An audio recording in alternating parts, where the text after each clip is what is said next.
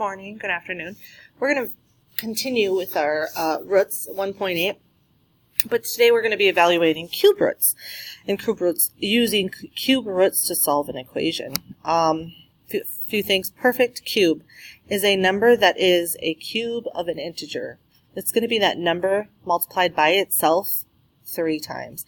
So here are our first 10 perfect cubes. So 1 times 1 times 1 is 1. 2 times 2 times 2 is 8. 3 times 3 times 3 is 27. These ones are going to be a little harder to remember. Probably haven't seen them as much, so perfect cubes are probably a little newer to us. Perfect cubes, one thing, can also be negative. So if I had a negative 64 and I want to know what the perfect cube would be, that would mean that negative 4 times a negative 4 times a negative 4 would get me a negative 64.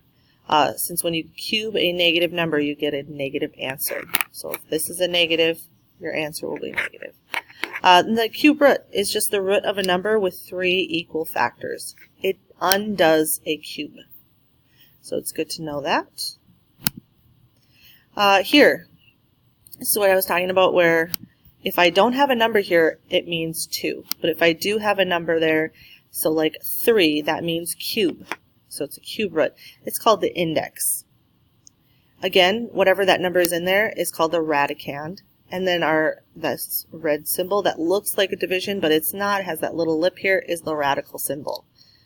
Okay, so the number within here is the radicand index. Going further into math, you're going to be maybe a 4 might be there, or 5 or 6. Right now we're just going to be working with 2 here or 3. If there's nothing here, like there's not anything, any number there, that means it's a 2. So square root of 64 would be 8. The cube root of 64 would be 4. Okay, so we're going to do a few. So now, and I would, until you feel comfortable with those, with the cubes and the cube roots, I would get a calculator out and double check your answers. So here again, I have this 3. That means cube root of 125. I would guess and check until you get comfortable. There is going to be an operation on your calculator. So this cube root, I actually pushed the wrong one. Well, of 125. Nope.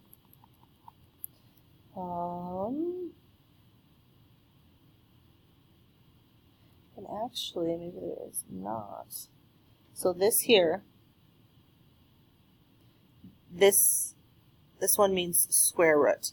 And so until we get comfortable with the calculator, there's going to be a calculator that you can figure it out with, but let's learn how to do it the right way, without a calculator. Not the right way, but anyway. So think about it as 125, that if you multiply numbers by themselves, it's going to be a lot. If you multiply it by itself 3 times, it's going to be get a lot bigger, right? So it's just thinking 25. Think maybe 25 times 25 times 25 could be it. That's a huge number. So this number has got to be way smaller. So think about 10. 10 times 10 times 10 is 1,000. It's going to be smaller than 10. What about 2? 2 times 2 times 2 is 8. So it's got to be bigger than 2. I could try 5 times 5 times 5. And I get 125. So here, if I don't have any negative here, it's just going to be 5. So here, look, 125, 27.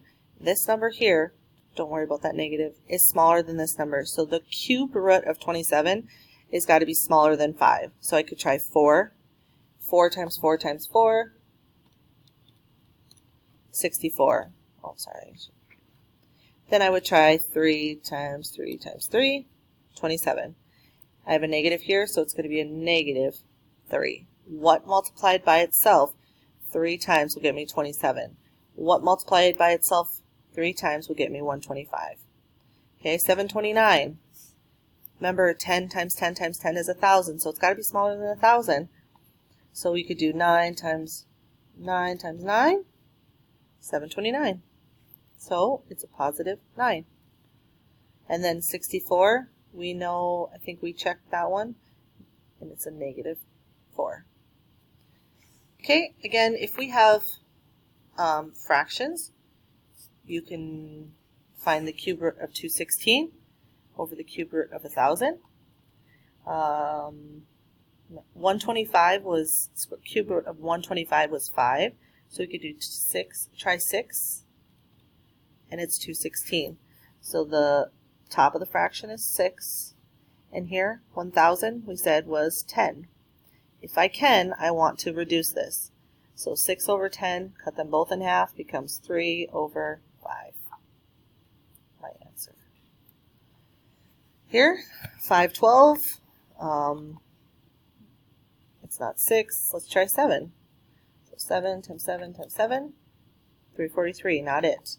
8 times 8 times 8, 512. So it's a negative 8. 729, I believe, was that 9. Again, I would just keep checking it, making sure until you figure out or you get more comfortable with those. Always check it with a calculator. Okay, here we have an equation, and to undo, remember we want to get n by itself, n to equal a number. So I need to find the cube root of it. And what I'm going to do here is this cube root with that 3 there, these two will cancel out. Again, if I do something to one side of my equal sign, I have to do it to the other. So I need to find the cube root of 343. I don't know if I've done that one yet. So this 6 was 216, so let's try 7 times 7 times 7. It's 343. So it's a negative, so it's a negative 7. That means that if I have my original equation, n cubed equals negative 343, if I put this n into this equation, so negative 7, does that equal negative 343? I can put into my calculator negative 7 times negative 7 times negative 7, negative 343, and that's what I got here. So that means negative 343 equals negative 343. Is that correct? Do they equal? Yes, they're the same thing. Okay, this one's a little bigger, so I'm going to have to guess and check a few. I'm going to go all the way up to 21. So 21 times 21 times 21. 9,000. Remember, we're trying to find the cube root of this. It's going to be bigger, so let's go to 31. 31 times 31 times 31. I don't know why I want to try 31. Okay, it's got to be smaller because 29,000. Sorry. So I need to go down. So what about 27 times 27 times 27? Guess and check. Got to be bigger. 28 times 28 times 28. 21,952. That means that B is equal to 28. Means if I multiply 28 times itself, or cube it 3 times, I'll get that number right there. Okay? And our last one, Dylan, has a planter in the shape of a cube that holds 8 cubic feet of potting soil. Solve the equation 8 equals S cubed to find the side length of the container. Here, I need to know if the whole thing is 8, what is one side? Well, here I need to cube root both sides, and the cube root of 8 is 2. So a side is 2. Again, I don't want a negative because if I'm talking about distance or length, it's never going to be negative.